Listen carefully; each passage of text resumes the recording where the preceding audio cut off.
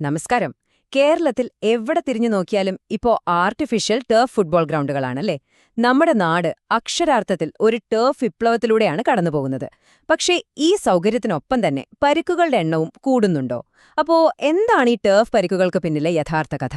നമുക്ക് വിശദമായി തന്നെ നോക്കാം. ഉറപ്പായും കളിച്ചിട്ടുണ്ടാവും അല്ലേ?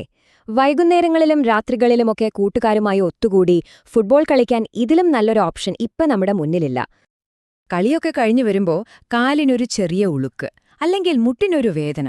ഈ അനുഭവം നിങ്ങളിൽ പലർക്കും പരിചിതമായിരിക്കും. അപ്പോ എന്തുകൊണ്ടാണിങ്ങനെ സംഭവിക്കുന്നത്? പ്രശ്നം ടർഫിനാണോ അതോ നമ്മൾ കളിക്കുന്ന രീതിയിലാണോ? ശരി, അപ്പം നമുക്ക് ആദ്യം മുതൽ തുടങ്ങാം. എങ്ങനെയാണ് കേരളം ചുരുങ്ങിയ കാലം കൊണ്ട് ഒരു ടർഫ് ഹബ്ബായി മാറിയത്? എന്തുകൊണ്ടാണ് സിന്തറ്റിക് പുൽമൈതാനങ്ങൾ ഇത്ര പെട്ടെന്ന് എല്ലായിടത്തും വന്നത്?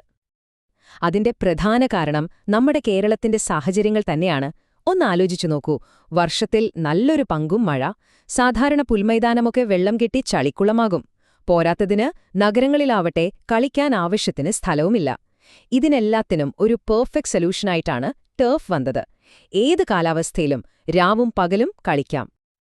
ഓക്കെ, അപ്പൊ നമുക്കിനി ഇതിന്റെ ശാസ്ത്രീയ വശങ്ങളിലേക്കൊന്ന് കടക്കാം. കളിക്കുമ്പോൾ ഈ ടർഫും സാധാരണ പുൽമൈതാനവും തമ്മിൽ എന്താണ് വ്യത്യാസം? അത് നമ്മുടെ ശരീരത്തെ എങ്ങനെയാണ് ബാധിക്കുന്നത്?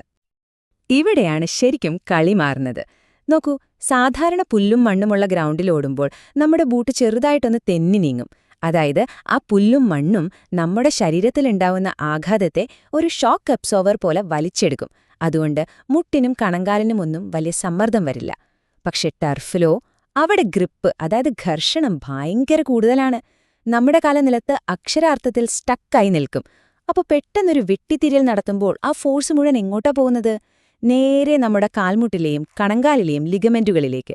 അവിടെയാണ് ശരിക്കും പണി കിട്ടുന്നത്.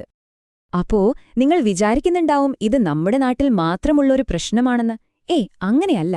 ഇതൊരു ആഗോള ചർച്ചാ വിഷയമാണ്. ലോകമെമ്പാടുമുള്ള വലിയ വലിയ സ്പോർട്സ് ലീഗുകൾ ഇതിനെപ്പറ്റി കാര്യമായി പഠിക്കുന്നുണ്ട്.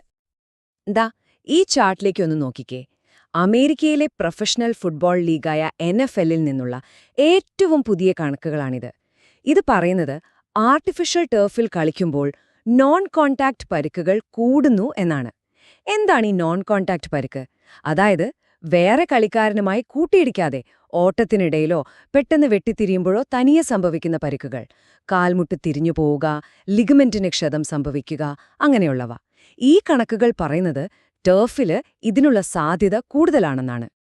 ഇനി കേരളത്തിലേക്ക് വരുമ്പോൾ നമുക്ക് വേറൊരു വലിയ വില്ലൻ കൂടിയുണ്ട്: ചൂട്. ഒരു നല്ല വെയിലുള്ള ദിവസം ടർഫിന്റെ ഉപരിതലത്തിലെ ചൂട് 65 ഡിഗ്രി സെൽഷ്യസ് വരെ പോകാമെന്ന് പറഞ്ഞാൽ വിശ്വസിക്കാൻ പറ്റുമോ?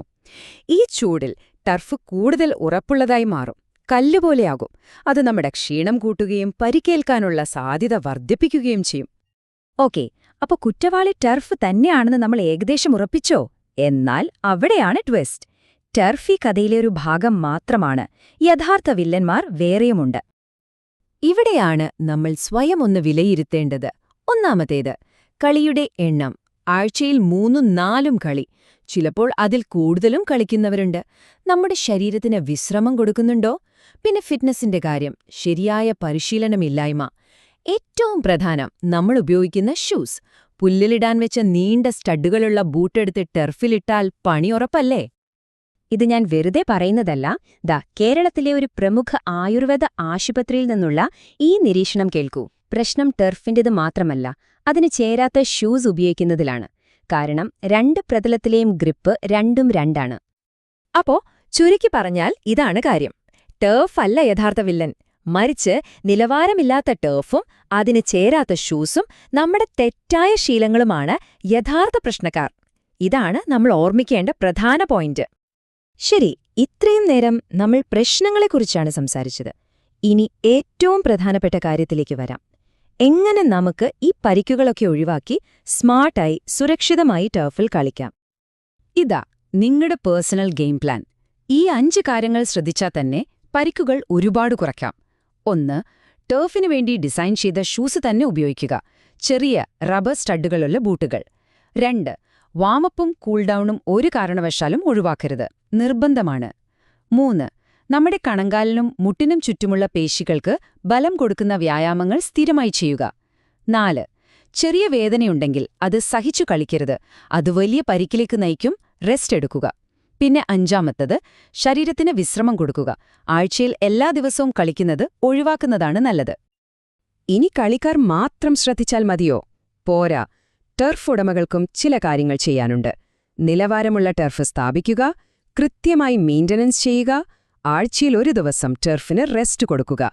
ഇതെല്ലാം ഒരുമിച്ച് വന്നാലേ നമുക്ക് സുരക്ഷിതമായൊരു കളിക്കളം ഒരുക്കാൻ സാധിക്കൂ. അപ്പോ ഒരു കാര്യം വ്യക്തമാണ്, ഫുട്ബോൾ എന്ന കളി മാറുകയാണ്. നമ്മൾ കളിക്കുന്ന ഗ്രൗണ്ടുകൾ മാറുകയാണ്. ആ മാറ്റത്തിനനുസരിച്ച് നമ്മുടെ സുരക്ഷയെക്കുറിച്ചുള്ള ചിന്തകളും ശീലങ്ങളും മാറുന്നുണ്ടോ, അതോ നമ്മൾ ഇപ്പോഴും പഴയ രീതിയിൽ തന്നെയാണോ കളിക്കുന്നത്? ഇതൊന്ന് ആഴത്തിൽ ആലോചിക്കേണ്ട ചോദ്യമാണ്.